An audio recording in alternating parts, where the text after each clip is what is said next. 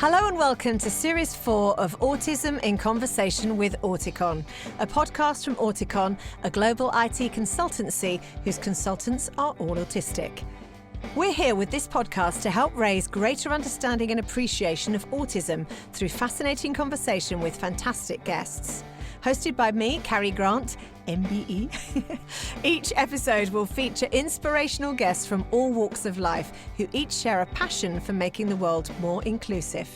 We'll be talking about the many benefits of hiring neurodivergent talent, through to some of the more common challenges faced by autistic adults navigating the workplace, plus so much more.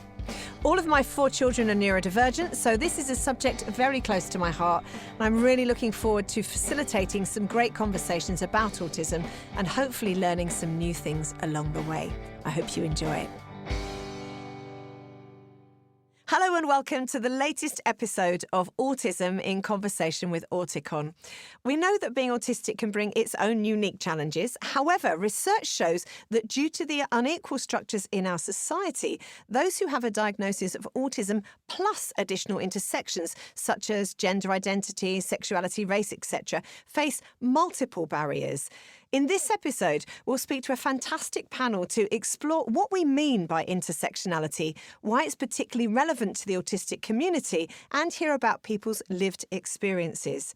We'll also look at what else can be done better to make life easier for our autistic community, especially those with additional intersections.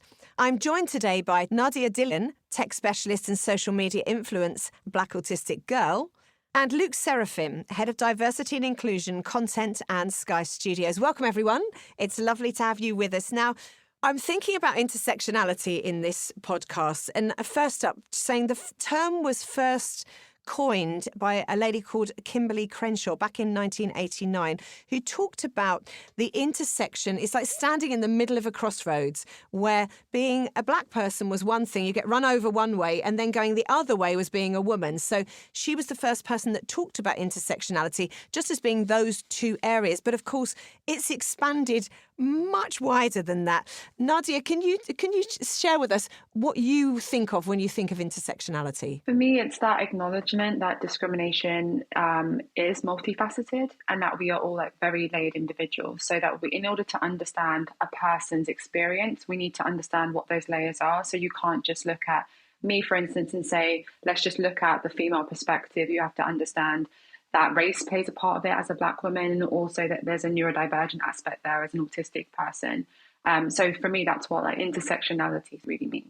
And for you, Luke, what would your definition be in your world? I think that definition of the crossroads is really great. And I think you can sort of probably broaden it out a bit and say, you know, we're all standing at the centre of this spaghetti junction of different traits about us. So for me, it's my gender identity. It's obviously I'm a neurodivergent person. And I think also, you know, I do come from a mixed heritage, but I feel that is actually overshadowed slightly by the other two sort of parts of my identity. And I think the important thing is that these things have a multiplying effect. So being neurodivergent is one thing. Being neurodivergent and also dealing with ethnicity or race or gender has a multiplying effect. They're sort of bigger than the sum of their parts in the impact that they have on your life, I feel. Yeah. Okay, let's go back to Nadia. Nadia, you talked about having those intersections of being Black, being a woman, being autistic. Do you feel that when you present yourself to the world, you're able to be understood as all of those things fully? Definitely not. I definitely think as a Black woman, I definitely feel like my Blackness, if that's the right way to say it, it's probably seen first and foremost. And then probably then as a woman, and people really actually discount a lot of like my neurodivergent experience. And I definitely think that firstly comes as like, as an autistic woman, I'm so used to like masking. And so I'm very used to fitting in. As a Black person especially, I've done that pretty much my entire life to understand how to change my expressions, my tone of voice, the things I say in order to make sure that I can fit in with the people around me. What people call code switching. Yeah, exactly, like code switching versus masking. When you put those two together, it's people don't see me first as a neurodivergent person. And it's probably because I'm quite good at, I'd say, as hiding it almost. I think I present myself, I try to as myself, But I often find that people will pick up firstly as a Black woman, number one, and very, very rarely do they see an autistic woman, which makes it very hard sometimes to, ask for those accommodations or to be seen in that sort of frame of mind, because people are like, oh, I didn't really think that you would fit into that box, or, oh, you'll probably be fine, or you're a strong person, you'll be okay. And I guess, that's the difficulty I think I've seen in trying to manage that myself, is I do have to stick up for myself first before other people see that I'm having an issue. And just for our listeners that may not have heard of code switching before, what is that? So for me, code switching is when you, as a Black person at least, is when, you change some of those tone of voice, your expressions, to mostly fit in with your white counterparts. It's something that I guess I probably learned from my parents, or you learn it as a culture of, when you go into certain rooms, I'm going to have to change this phrase because they're not going to understand me. Or if I say this, they're going to look at me as what I used to be called when I used to work in consulting as very fresh, which probably just meant that, I was showing up and being my normal Caribbean, British self. Yeah. So for me, that's what code switching is when you have that script in your mind that says, don't say these things, try to fit in all the time, and try to hide some of that cultural part of yourself so that you can just sort of blend in with the rest of the crowd. Do you consciously go into rooms and think about, I've got a mask here, I've got a code switch here, or does this all just happen naturally? So code switching is something that I've been very conscious of. And I think it's because very early on, as a Black person, you probably have that conversation where your parents say, you're a Black person, so this is what you're going to have to do. So it becomes a very sort of cognizant part of how you walk into sort of rooms. As an autistic person, I had no idea I was doing it. I didn't know that there was that sort of dual layered thing that was happening, because I wasn't aware at all that I was autistic for such a large period of time. So now I am a little bit more aware of when it happens, but mostly not during the moment. It's more like after it finishes, I'm like, I'm really tired. Yes, and that's because I've been thinking a lot about what I want to say, how it's going to, there's that script in your head. It's like non-stop. Yeah. So I tried now to kind of preempt that and tell myself, it's okay to just say whatever you want. It's okay if you don't feel comfortable. It's okay if you're going to make mistakes. So I tried to set the script in my mind to say, just be yourself. Sometimes it works and sometimes it doesn't. But yeah, like I said, it's mostly that exhaustion that comes after the fact that lets me know that I was probably really, really sort of masking in that moment. Yeah. And like you say, that's hugely exhausting. Luke, for you, when we talk about different parts of our identity, multiple parts of our identity, does it ever just feel like, I just want to show up as Luke, not a whole series of labels? Yeah, absolutely. I think all of those labels are what make up Luke. And I think that's the crucial thing, that I don't want to be seen as any of those individual things. In a way, though, I've been quite fortunate as my career has developed, in that probably when I was younger, I sort of tried to hide a lot of the person I was. I didn't necessarily talk about, my sexuality or my gender in the workplace. I didn't talk about my autism. I was diagnosed very late as well. So as my career has gone on, I think there is a freedom that comes with sort of being more senior in a professional environment, that you have the power or the clout or whatever to actually show up a bit more authentically, because you've got to that point where you know you're good at your job, you know you're not going to be judged. And I think that the exhaustion that Nadia talked about there is really true. And you sort of come to terms a little bit, or I came to terms a little bit with, I'm not going to put up with this anymore. I don't deserve to have to mask who I am, to leave work more exhausted than everyone else just for doing, just for getting to sort of 0 point that they approach naturally. And what would you say is the biggest thing? Because we all face judgment in different ways, don't we? What would you say is the most difficult area for people to get their heads around? I think for me, it's the neurodivergence that people find most difficult to understand. Why do you think that is? I think it's because it's intrinsic about the way that we think and the way that we interact with the world. And so if you're coming from a certain perspective, it's very difficult to step outside that perspective. And I feel it the other way, right? That I don't understand how neurotypical people interact with it. Very confounding. It's so weird to me, right? But I think gender is probably the next one for me, like gender identity, because again, if you are cis, it's very, you are the norm and you have grown up around people who are the norm, and you've probably only encountered people who are trans or non-binary later in your life. And so it's like there's a learning journey to go on there. Oh boy, there is. And you know, I say that from my particular examples of intersectionality. You know, I can't say, I don't know, maybe ethnicity and race is a more difficult thing, but I've not experienced that. I have the sort of privilege of showing up as a white person. Wow. And Nadia, you're a very successful social media influencer known as Black Autistic Girl. Can you tell us more about why you decided to start your social media platform? Sure. So I started my platform mostly as like an outlet for myself. It wasn't even really a platform. It was just me trying to anonymously like post and learn about autism and like what even neurodivergent like meant. And through that, I found a lot of posts in a large community, which was great. But I started to realize that most of the content was from a white male perspective. And so it didn't all resonate with me. Like there was so much that was there in common, but there was like these other parts was like, that doesn't really seem like me. And I actually started to look for female social and media influencers, and then also particularly Black women. And I found someone who was a Black woman, and I started being like, that's exactly it. It completely clicked. That sort of intersectionalities that we're talking about, she really was just sort of explaining my whole experience. And I was like, okay, how can I add something to this sort of community too? So a lot of my content, I don't necessarily speak all the time about intersectionalities, but I made sure that a Black woman was at the center of every single post.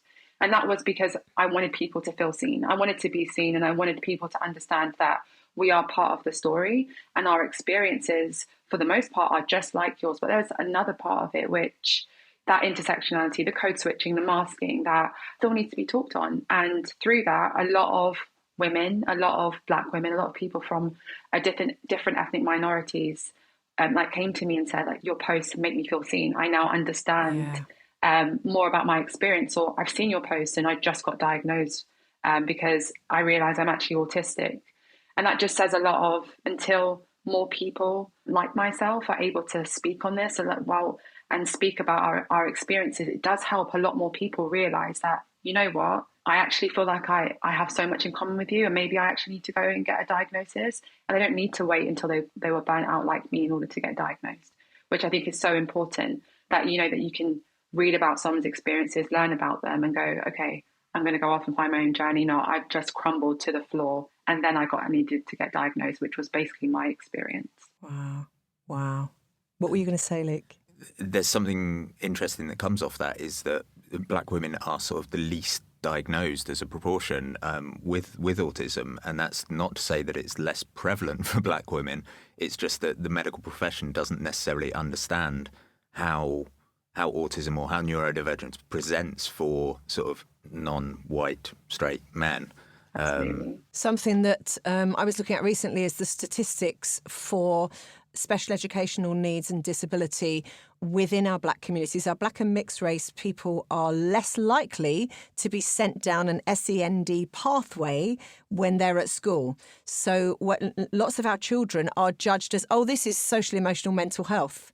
So there's more of a chance that they will be judged as, oh, this is just because home isn't great. This is why they're behaving in the way they are. And the stats show that. And that's something I would love to see change. Plus, I would love to see more representation. I know that my 21-year-old, Tylen, was the first Black autistic person playing an autistic person on telly in the UK ever. And since Tylen went into that role 5 years ago, I don't know of any others. And I think I don't know how you feel about this, Nadia, but I know that Tylen and Arlo, my kids, just go, we never see ourselves. We're not seen anywhere. Don't see anyone like us. Yeah, I really felt like that a lot of, like, obviously, like, growing up, firstly, as a Black person, you just don't see a lot of yourself on TV. And so even things about, like, your hair and, like, how you walk into a room and things like this, you're just always, I'm never going to meet that standard, which is really a white beauty or white standard that I can never get there. That's just not me, right? And then as a neurodivergent person too, the way that you think, the way that you show up. Sometimes, and especially occasionally in the workplace, it's not always celebrated. It's not always looked at as great. And so you end up being a fighter and you have to fight for yourself in order to just be yourself. And that's incredibly exhausting. So yeah, I would love for there to be more people who can just openly say like, hey, I'm autistic, or hey, I'm me, and this is just who I happen to be as well. And we are accepted. And I think that happens a lot when people don't expect us to be like a mirror image of themselves. You just allow people to be who they are. Yeah. What's the response been to your social media platform? So I think at first there was the dual side of it. Like I said, there was a lot of people who had similar experiences to myself, whether they were from other like marginalized groups, they had experienced those intersectionalities, and I received such a warm response from these people, and they made me feel as seen as I made them. Yeah. Because at first I was like, I have no idea if what I'm saying is true, and is this what an autistic person thinks? And when so many people agreed, and I was like, okay, I kind of felt validated myself almost as well. But on the other side, there were a lot of people who unfortunately discounted my experiences because they didn't completely match up with them. Like, you're not autistic. This doesn't mean like, because I haven't got, this doesn't work for me. And all these sort of, the comparisons. Yeah, traits that you're saying that you have, I don't have them, which is interesting. And that's going to happen all the time. My experience isn't another person's experience. Because of my environment, because of where I live, because of my race, my gender, my experience is going to be my experience. And I've never tried to say my experience is the only singular, like, autistic experience. And I think along the way, people have been able to like kind of get to grips with that. But at first there was a lot of people saying like, you're not autistic. This is not an experience. It's not a valid experience. But you kind of just have to, ignore those comments and push forward. Gosh, yeah. Something I would love to get rid of is the validity of your experiences. Like, if we do nothing else, please let's talk about that moving forward in our society. Just like invalidating people's suffering or experiences is crazy. That's their experience. Let's acknowledge it and respect it. Thank you so much for that, Nadia. Luke, over to you. You've got a really interesting role at Sky. Can you tell us more about what your job involves? And it's obviously very important right now, particularly. I mean, yeah, it is a really interesting role, and it's one of those roles that makes you want to show up to work and really smash it, because the importance of it is so crucial. So my role is Sky make shows which go on TV, and my role is to try and make sure that those shows are representative of the population at large within the UK. So that means, are we representing Black people's experiences? Are we even featuring Black people in our shows? How many disabled people are in our shows? Which sort of echoes your point there, Nadia, that you need to see yourself to be able to talk more authentically about your own experiences. And it's not just applying to what people see on screen, it's also the people that make our shows that I'm focused on as well. So you can't get authentic representations on screen if the people behind the scenes aren't representative as well. Yes. And I think too often the media has been guilty of sort of saying, okay, we can do our diversity job, as in we will have an autistic character in this show, we will have someone with a physical impairment in this show. But it becomes the entirety of their story. Yes. And so it's like, we're going to tell a disabled storyline, so we'll wheel out the deaf person in the story, we'll tell a deaf story, and then we'll move on. They're very rarely presented as fully rounded intersectional characters who have, a variety of identities which may present at different levels at different times. And it just makes for very one-dimensional storytelling. It's just bad storytelling, right? So my role is to try and steer that in a better direction. That's a massive job. I mean, I work in your industry. I'm thinking both sides of the camera as well, because often companies, like you say, will be very good at, not very good, I think we could all get better, but they'll be okay at getting the casting right. But behind the scenes, what's your crew looking like? Yeah, exactly. What's your casting director like? And what are the people who commission shows looking like as well? Because if you've got a bunch of, straight white men commissioning content, they are going to commission content which they understand. Yeah. And so it's the first lot of gatekeeping in terms of who's making what. I think The area, and candidly, the area where the whole industry is failing most is in terms of disability, and by which I mean all disability, including neurodivergence. And I think one of the big problems with getting more disabled people into the industry is that productions aren't accessible to them. Yeah. And so I think you've got to tackle both things at the same time. You've got to tackle the pipeline of talent who maybe have been excluded from, certainly from more senior roles, but the industry at large. But you've also got to make productions accessible to them so that when they come in, they don't just hit a roadblock and think, well, this industry isn't for me, I'm going to get out again. Yeah. And what's your experience? How long have you been there? So I've been at Sky for a few years. This is a newly created role, though, so I've only been doing it for sort of 4 months or so. I love the fact that they must have looked at you and just looked at all your assets and gone, you're perfect for this role. I think probably they just got a little bit bored of me banging on about it so much. And so they're like, what can we do to just kind of like... I'm the same. make it work. So yeah, it's a really interesting role. And I think the challenges are really daunting, but it's great to go to work and be challenged. Right? And you talk there about the pipelines. Obviously, you're talking about, everything from in front and behind camera. But I think even just thinking about those in front of camera, of course, the companies like yours will be going, yeah, well, wouldn't it be great to have more actors that do this? But those actors can't get agents. And they can't get agents because they couldn't go to the theatre schools. And they couldn't go to the theatre schools because people wouldn't make the adjustments. Yeah. And so there are you've got to be really savvy about how you get into the industry. I think about Thailand, in Hollyoaks, and that was just an advert on Facebook.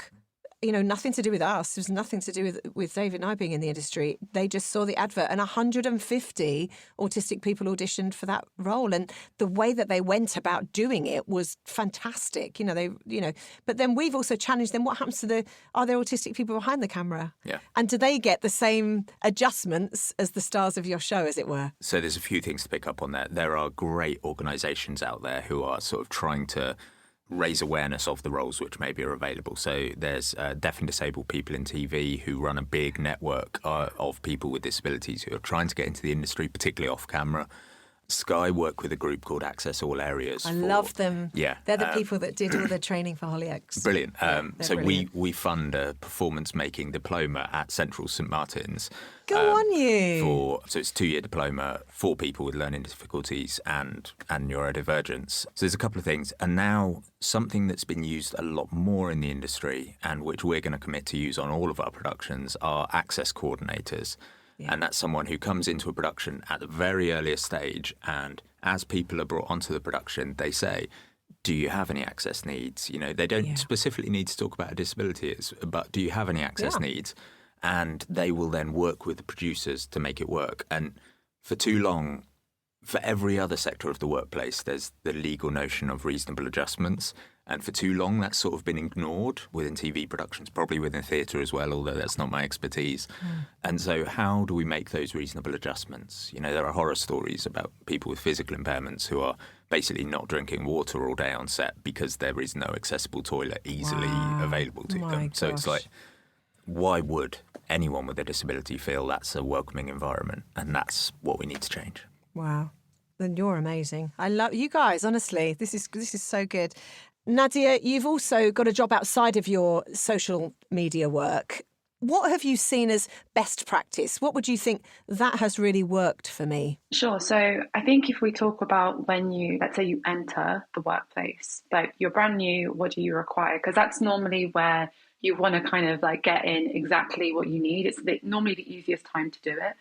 I've had 2 different styles of this. So I had one manager where I said to them, hey, I'm autistic. And they said, don't worry, you have nothing to worry about here. Which at first you kind of feel like, oh, great, that sounds so good. Yeah. However, what that actually means is you don't need to worry about that here. They didn't ask me about what I needed. They just told me they already solved the problem. And then on the other side, I had another manager where I told them, they asked me the same question. Sorry, I said the same thing. I said, I'm autistic. And they said, so what do you need from me? And that second manager, that type of like response is exactly what you need to be able to say, hey, I need, whether it's, like agendas on meetings so I can be prepared, or whether it's like, do I have to come to social events after 5 o'clock? Or is that like these sort of things where, previously that's really affected my performance at work by not showing up to an event after work, which is, crazy, but in some industries, that's exactly what happens. And it's expected, isn't it? In many industries, the socialising is like a big part of how far you get in your job. Yeah, which is why I left consulting, because in order to get promoted, you want to have like a beer after work. And so that kind of what do you need is, I think, incredibly important. And I think a lot of managers, I shouldn't even have to tell you I'm autistic. You should just really ask me that when I'm onboarding. What do you need from us? Like, how can we support you? How can we make this environment best for you so we can actually get the best out of you? And I think that's an incredibly important thing for day one, because especially when you have, let's say, a disability, or you know that you're going to need accommodations, a lot of people are scared to ask about them. Oh, yeah. Especially when you first start a job, you're like, I don't want to come and here's my big rucksack of needs. But you can't not declare what you need. You kind of need to disclose that. Exactly. And I think that's what I would love to see more people do in leadership roles, is just accept that, like, you probably haven't solved the problem for everyone, and you need to just be upfront and ask people and be willing to shift. Secondly, the things that I've seen that work amazingly well is companies that really have a very good focus around wellness. And so that is like, it's a part of the culture in terms of, I can take a mental health day. I don't have to, bring in a sick note. I can tell you I'm burnt out. I need to just take a rest, and you can just allow me to do that. Also, companies that, I think remote working is great for people like myself, where I love to be able to shift my days. Sometimes I like sitting at home and spinning around on my chair, because that helps me think sometimes, and giving people those sort of ability to take some time away from the office without feeling like, they're going to miss out on what everyone else is doing in the workplace, which has definitely changed like post-pandemic. But those sort of things about, really designing an environment from the ground up as being neuro-inclusive, rather than assuming that you've solved everyone's problem and then just not bothering to ask them whilst they're actually like employed by you. Yeah, absolutely, Nadia. I almost feel slightly bitter that it took the pandemic to realise that people could work from home. I know. Do you know what I mean? Once the neurotypicals got bothered by it. Yeah. I'm sounding negative. We love you, neurotypicals. You're lovely. But it is that thing of, oh my gosh, that really works. So we could do this. We could do this for people. Or people might need a mental health day. Great. How long have we been banging on about this stuff? What about for you, Luke? What would you say is best practice? Have you seen anything at work where you're like, that was knockout, that really worked? Or are you yet to see that? No, I've been fortunate to see that. I think I really hear what Nadia was saying there, in terms of it sometimes does feel like you're crowbarring your way into getting adjustments made. I don't want to harp on too much about seniority in your career, but it is a lot more easy when you are senior in your career to say, I need this and I am going to do this. And if you're starting out, like, you don't want to be the, in inverted commas, troublemaker who's sort of saying, I need this, I need this. Yeah, I think best practice for me is exactly what Nadia said. It's asking up front.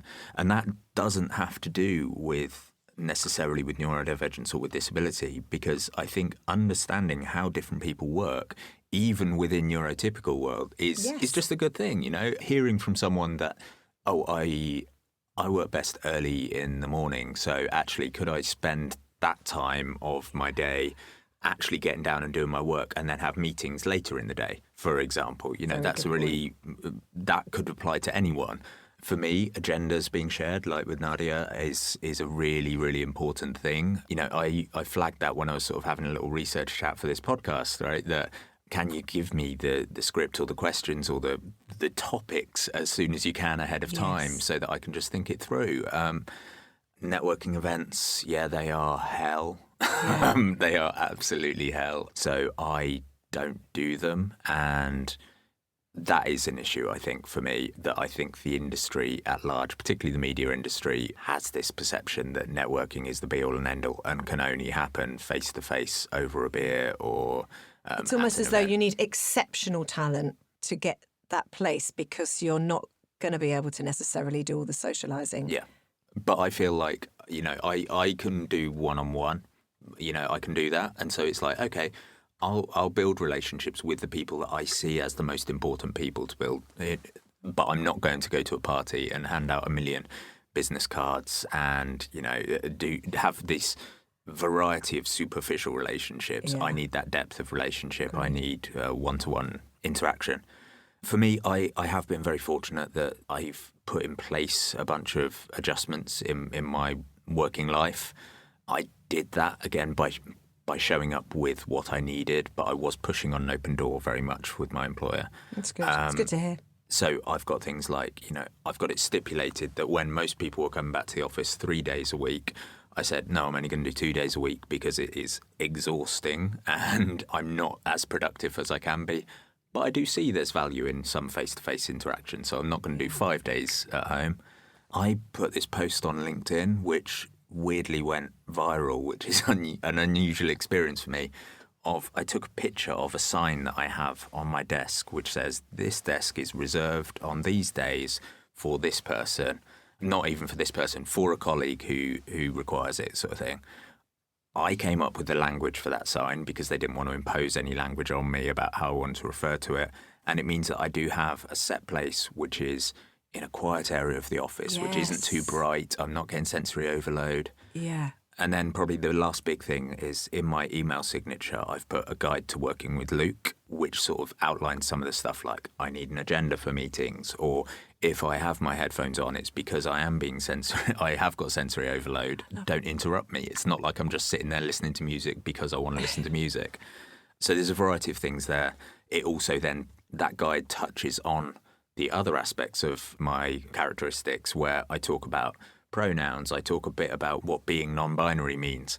It's a lot to expect yourself to be that candid and that vulnerable in the workplace, though. And so I think it needs to be a bit more normalised so that people coming into their first job can do that. I love what you've said there, particularly, actually, one of the things that I have never thought about before you've just said there, which is that for some people, they like to wake up early and do all their intensive paperwork stuff and then do meetings. Yeah. I think, gosh, how often do we have days where it's a mixture of both things and you're having to go from that really intense focus of writing to suddenly socialising and then back to writing? You're so right. Just doing those in blocks is so much easier. And the idea that, I think there's a horrible, in most workplaces, there's this idea that emails have to be responded to immediately or whatever. And if you are blocking out that time for proper, thoughtful work, then just close Outlook and do it is, I think, for most people, a healthier way to go about it. Absolutely right. Can I also say, I think the toilets at Sky have all the best signs on. You have toilets with like Daleks on and superhero signs and all that. I love your toilet signs. I took a photograph of them when I was last there, and then I've lost it. I was like, I need to keep putting that up. People need reminding. I'll send you one next time I'm in the office. Please send me. It's brilliant. Okay, so now we've reached the final section of the podcast, which is all about looking to the future. This is where we talk about what we'd like the world to look like in 10 years from now. So let's go to Nadia first. You've mentioned earlier, actually, about your experiences of burnout, both at school and in work. What would have been helpful for you leading up to those times? Obviously, you didn't have a diagnosis, which I'm guessing would have been the easiest thing would have been to be diagnosed. But even people with a diagnosis can be expected to work to the point of burnout. What would you say would help to reduce that stress? I think at the time it was about what employers were rewarding. So where I was working, they were rewarding, constant work, churning things out. They loved the fact that my manager used to call me a machine, and he loved the fact that I was just able to build and code all day long. And so because of that, I just did it. And so I didn't know that taking a break was a normal thing to do. And I think, managers, leaders have a responsibility to actually look at their employees and say hey, yes, we're there to do a job, but take some time out. In your one-to-ones, are we actually saying to people, you haven't taken any holiday for the last couple of months, you need to actually take a break, you need to rest. And we have a massive responsibility, being if you're a senior in your workplace, to take care of those people. They spend a lot of time with you. And so I think that would have just been helpful. My managers knew that I was probably working too much, but they rewarded it. I got promoted rather than saying, rest, take some time out. You're great at your job, but you don't need to work 15-hour days in order to prove it. That would have definitely changed it. And I actually was so fortunate that I had someone that was working with me that just said to me hey, I think you need to rest. I think you need to just take some time. And I took that as a real sign of, you know what, maybe I do. Maybe I actually do need to take some rest. I hadn't even really thought about it, about taking a break. I don't like to chill. It's not something that my brain tells me to do. Is to rest. And so someone saying that, I was like, okay, maybe you're right. Different perspective. Maybe I am a bit too tired. So that's one thing I would like leaders to do, is you are responsible for some of the care of your employees. And it's not just to give them tasks. So when you are having these conversations, remember that, and remember how you also would like to be taken care of. It shouldn't even take a manager to burn out to realize that they need to ask their employees about being burnt out, right? We should all actually think, we have to take care of one another. Yeah, I think also, Nadia, something you've brought up there that I hadn't really thought about before is the fact that some autistic people that have that ability to concentrate for 15 hours straight, we often will go, aren't autistic people amazing? They can work for 15 hours straight. They have that intense concentration. That doesn't mean it's healthy to work for 15 hours straight. And also, perhaps you said there, I didn't know that I needed a rest. And I'm wondering whether for autistic people, whether there's not always that knowledge of, or in the body, you don't necessarily feel that tiredness necessarily, but actually knowing almost as a decision rather than a feeling, actually, I must make a note that I need to rest.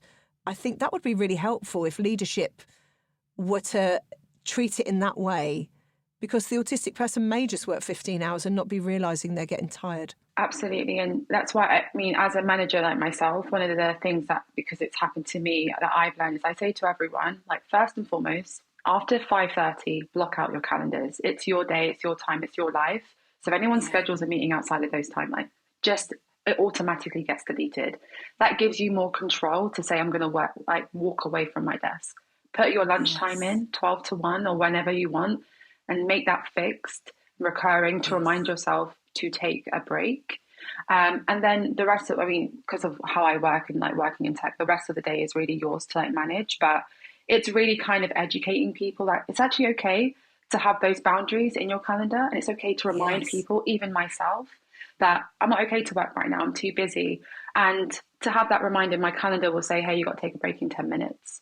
And that just reminds me, even though I don't want to, walk away from your desk, take that break. And that has helped me sort of break some of that hyper focus. That I can concentrate for 15 hours, but I don't need to. And that's kind of what I've started to learn. I don't need to do that. It's not necessary. In order to get my job done, I don't need to work a 15-hour day. And for the most part, I can probably get everything done in a much shorter time. I can be more productive if I do take breaks and if I do take rest. Because we have to remember, at some point we're going to get the bill. It might be 6 months down the line, but suddenly the invoice for all those 15-hour days hits your emotional world. Luke, thank you so much, Nadia. Luke, you are in that leadership job, as is Nadia saying there. What can be done to help people that are coming in? I hate the word at the lower levels, but entry levels. Let's say those entry level people as they come into work. What can we do as leaders to help those people with issues like burnout or just sharing all the things we've talked about today? So leaders, managers need to model good behaviour. So it's very easy to emulate what you see someone above you doing. And so if they are consistently working 15-hour days, you feel like the way to get on in my career is by working 15-hour days, so I'm going to do that. So don't do that. I used to have a WhatsApp group with the team in my previous role, where even just saying I'm going for lunch now, so I'll be out of contact, and encouraging them to do the same, or good. Saying, I'm going for lunch now and I'm going for a walk. There's these memes about going for a silly little walk for my silly little mental health, and it's so true. You come back to your desk a lot more invigorated. Setting boundaries, I think that no meetings past 5:30 or, block out the times when you're going to be working is very sensible. Tell people when they've done enough. So I think, again, businesses will fill your time. If you give them time, a business is never going to say, okay, we've got nothing else for you to do. So just, sit at home for this afternoon. So I mean, particularly for neurodivergent people, be clear on expectations up front. So saying the project needs to deliver this, but then afterwards saying, okay, well, you've delivered this, and this. That means you have done it. Don't carry on working on this project. Move on to something else, like whatever. Stop that. It's enough. And enough can be excellent work. Don't get me wrong. It sounds sort of slightly negative, but don't just keep on hammering away at something if you've done the job. And if you're looking at how things are, you've obviously been working at this role for 4 months, you just said there. I'm sure you've got like a real vision for what you'd like to see. Can you share what would you like to see if we look 5 or 10 years from now for people that have all those intersections going on? What would you like the landscape to look like? In terms of content on TV, like shows and content or things your like that? work, any of it really. I would love people at any level of their career, any stage of their career, to be able to show up authentically as a fully rounded person. And I think too often you will bring up some aspect of your identity and the focus will be on that, and maybe you get great support on that or whatever, but it is just on that, So I came out as genderqueer in my workplace, and there was a lot of kind of focus and attention from people wanting to learn, coming with good intent, doing their own research into it and everything. Good. So they didn't expect you to do all the teaching? No, not necessarily. I was happy to do some of that, Sure. but, with the proviso that people go on and do their own stuff as well. But then, when I came out as autistic in the workplace, it was like the genderqueer thing was sort of forgotten. It's like this spotlight moves on to the next. So asking even, well, does it cause, is that a different experience for you because you're also genderqueer? Is it a different experience for you because you're also a black woman with a neurodivergent condition? So, yeah, I would love to see people show up as fully rounded people. And then I would love to see that within content. So within stories that people are telling, again, I don't want it to be a token disabled storyline which a disabled person is playing. It's like, I want a disabled person to just whatever the character is written as on the page, a disabled person can play it. And if you're telling a story about autism, don't default to the tropes of the sort of normally white male sort of savant, with exceptional mathematical powers, who is socially awkward, who is all of these things, like the sort of Sheldon from Big Bang Theory or Rain Man kind of tropes that you get. Actually tell autistic stories about different types of people. Yeah, wonderful. Well, thank you so much to all our contributors today. You've been absolutely incredible. I feel like I've learnt loads from this one. This podcast has been really enlightening for me. So thank you. I sit at the feet of the masters, mistresses, people. I really do. Thank you so much. Thank you so much for listening. We really hope you enjoyed this episode of Autism in Conversation with Auticon.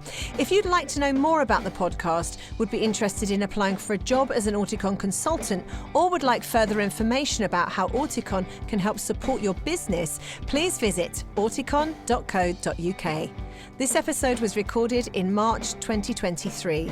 Recording and production was at Strathmore Studios in Clerkenwell, London.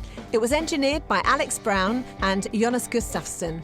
Edited by Billy Godfrey, and music was by The Lethargies. That's all from us this time. Thanks again for listening, and bye for now.